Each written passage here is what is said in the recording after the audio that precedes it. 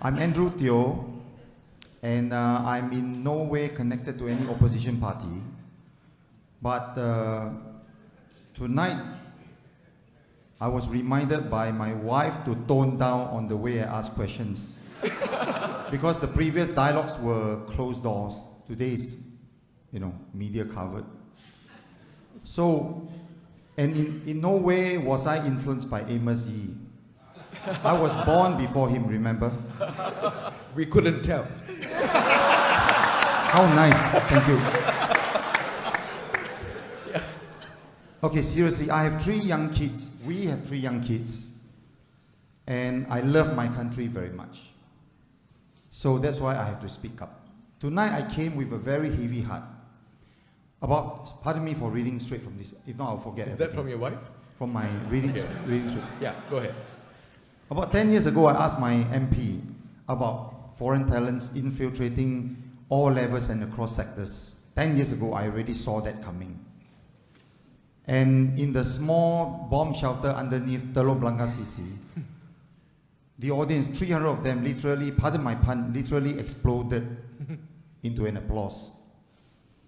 A few years later, I noticed that things got worse, so I attended another public dialogue. Soon after, I was taken out of the mailing list. I was never invited to such public dialogues anymore. So I told myself, tonight I must grab this chance and speak up. At least the NUSS is fair. Every time, year and year, I speak against the government, I'm re-invited, Early registration was given. But this may be the last year, no?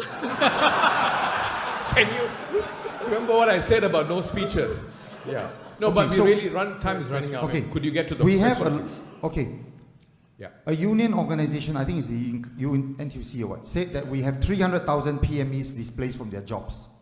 Okay, and they only managed to help about 60,000. It was in the news last month. Channel 5, Channel 8 and all that. We have a lost generation. If you go around the coffee shops and hawker centers, you see men literally in short slippers and shorts and t-shirt, unemployed. All right, and I know many people or are acquainted to people in the 40s and 50s who used to earn a good income. Now they are hired to be cooks, waiters and bartenders, F&B. And our government announced there are 200 fresh graduates from the Hawker Academy. I can't believe that. We used to aspire to be lawyers, gynecologists and all that. Now we are hawkers. Okay, is there a question somewhere? No, there? no. I have to. No, but you really have to ask your question. I will. How long further down?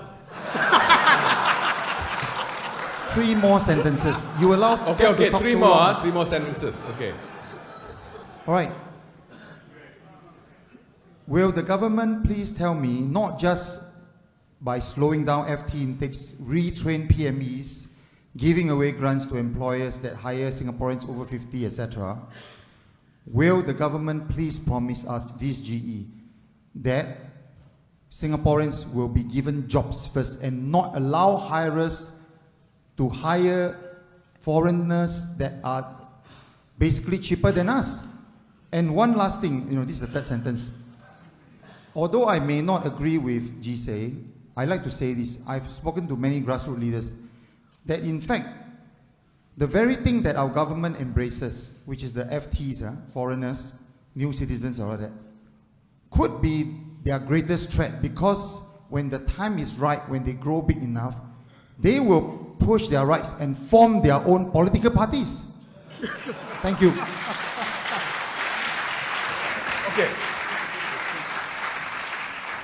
All right, thank you. Can I go back to seat?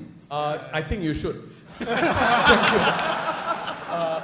Biswa, could I respond? Yes, please, Gerald.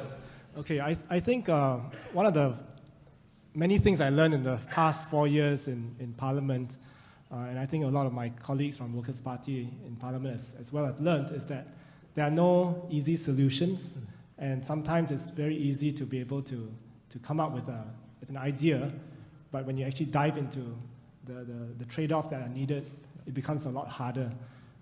So that's why it's very important for people to be able to choose a party, choose candidates MPs who are willing to really dive into the issue, dive into the details of the issue. Because it's very easy to just say that, oh, this is my solution, and if only you do this, everything will be solved. There's no policy that can be solved so easily. If it was so easy, the government would have done it long ago, and they would have not lost so much support from the people. But it requires really detailed analysis, prodding away at the government, asking questions. I think in the past 4 years, the Workers' Party MPs, we have asked literally hundreds of questions in Parliament. We've made many, many speeches recommending policy proposals. At times, like in the case of the population white paper debate, we have opposed the paper and come up with our own proposal and said that, no, we're not aiming for 6.9 million. We're not having a planning parameter of 6.9 million, but we're saying that limit it to 5.8 million, and we can do it. Here's our plan how we can do it. With regards to that specific question about foreigners displacing Singaporeans, I think this is a very challenging issue for everybody to deal with, and it's very easy to say just get rid of the foreigners, but we also understand that employers have real constraints that they have, and that's why it's important for the government to step in to really help industries, companies, individual companies, especially SMEs, to be able to really improve their productivity. But what is the record of productivity growth in the past 4 years? It's been either flat or negative. Last year, it was 0.8% negative. How many more years are we going to have this flat or negative productivity growth? Just yesterday in Parliament, I asked a question about how many, and this, I'm just using this to illustrate how important it is to really dive into the details of the issue.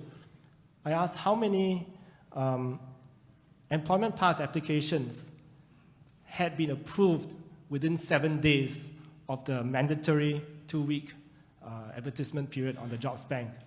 The answer came back, 260 EP applications per week. That is 13,520 EP applications per year, going by that average. So I think these are real issues that we really need to study, understand why is it. It's not just about saying, okay, let's not issue any more EPs anymore. But we have to ask ourselves, why does the government see a need to issue so many EPs? Why are companies demanding so many or requiring so many foreigners instead of having locals? I think we need to invest a whole lot more in Singaporeans, upgrade their skills, and give them a sense of passion for their work, a sense of belonging to the country, so that they will be more productive, so that they will be more inspired, they will be willing to strive and progress up the ladder in their companies. Right. And be able to, Thank you. Be able Thank to you, provide that resource. Can I add to that? Hold on. Harminder wants to say something. I just Are you done? And then, Okay, thank you. Thank you. Harminder, yes. Can I just pick up from what he just said? And it is very crucial. The gentleman asked the question, will the government promise us, notice the words, will the government promise us that priority will be given to Singaporeans, something along those lines? Ladies and gentlemen, I just want to bring the focus back to the people of Singapore. Democracy, I've always been told, is the rule of the people, by the people, for the people. Let us not wait for a promise from the government, because the issues that were raised 4 years ago and the issues we are still fighting about this time will be still there in another 10, 15 elections time, unless the people of Singapore say enough is enough and we take action. That is, to me, I think the most important thing. Politicians can come. We will be here, but I also want the third leg, not just the government, not just opposition, but people of Singapore. Are you also ready for a change? You need to ask yourself. SDA will always fight. We are against the 6.9, not because of economic issues. That is important, but the infrastructure is not ready. And why complain all the time? Maybe you need to support now the rest of us opposition. Put us in power, because until and unless... No, I'm serious. Mr. Chairman, could I jump in, And I please? end up with the last sentence. And unless we are in power, nothing will actually change. It will be theoretical debates every 4 years. Why? Until I'm old man, white hair, and I will still be talking about the same issues. We need your help. Singaporeans, This election, make a change. Vote for us. We promise you, we will fight that your CPF comes back at 55. 6.9 million and many other issues will be changed, but we can't do it alone.